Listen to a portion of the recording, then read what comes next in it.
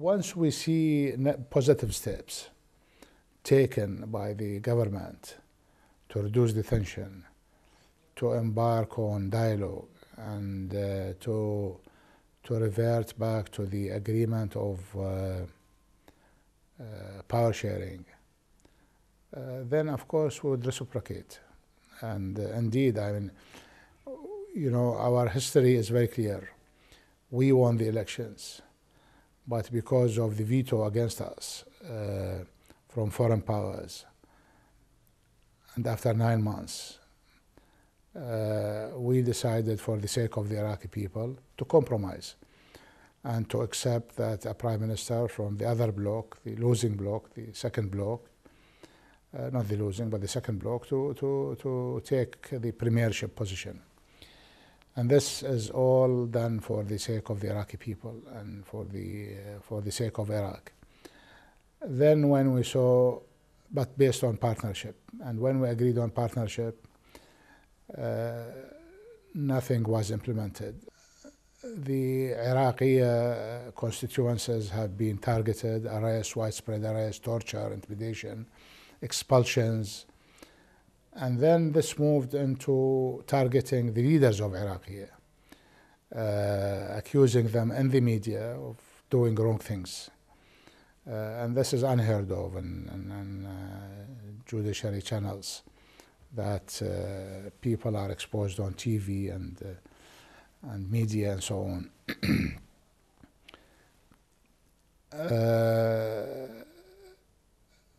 And we saw no movements along the lines of implementing the power sharing.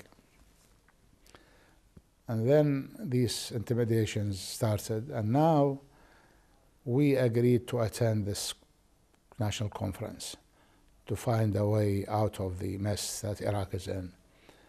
For all this we have done for the sake of Iraq and for the sake of Iraqis, and all these compromises to make sure that this government will function, that the country will recover, and that the country will be able to face its own destiny without the Americans, without foreign powers inside Iraq.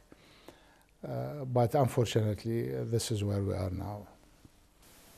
Do you agree with the Deputy Prime Minister's characterization of Prime Minister Maliki as a dictator? In democracy, you don't have, not even in democracy, in any country, you don't have one man who is a prime minister, commander-in-chief of the armed forces, minister of defense, minister of interior, head of intelligence, head of national security, head of the anti-terrorist groups. There's nothing of that nature, except here in this country. Every democracy, every nation has a constitution and must respect its constitution. Although you may have, I have reservations on the constitution, but it's the only guidelines that we have. So we have to implement the articles of the constitution. When we say a council of ministers having bylaws in the constitution, then we must have bylaws for the council of ministers. If the council of ministers is run by one individual who happens to be the prime minister or the head of the council of ministers, then this again would lead to individualistic approach in the country. So those are the reasons that we believe, and there are other reasons, of course. There is no time to mention them all now. But this leads to a one-man rule in Iraq, and a one-man rule in Iraq without checks and balances would result in the normal results of having a kind of dictatorship. I wouldn't call him a dictator now, but if this continues to be the case, then definitely we'll get to there. When you talk to a lot of Iraqis in the streets, I mean, they don't care really about the inside politics of this. They just want you all to get together and do something. Yes. So one of the things you've called for has been new elections. If elections were held again, do you think you would do as well? Maybe I don't even put my name for elections. It's possible.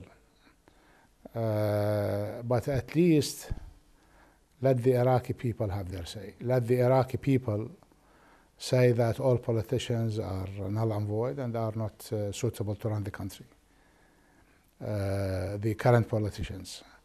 Let the people of Iraq decide who they want, but in a free way, in a free system where they can, without any interferences from regional powers, no interferences from international community, and let the election be transparent and free, and let the Iraqi people decide. Maybe many people would not put themselves for re-election.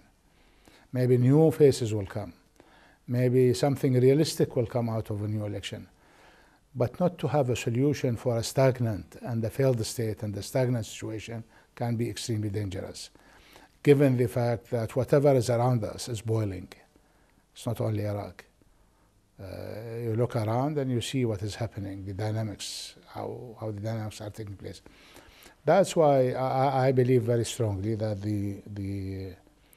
that one of the options out, not the only option, but one of the options out, is to have an early elections, transparent, where the people of Iraq could decide again that Maliki has failed, Allawi has failed, Talabani has failed, everybody has failed. Let us go for a new set of leaders. Why not?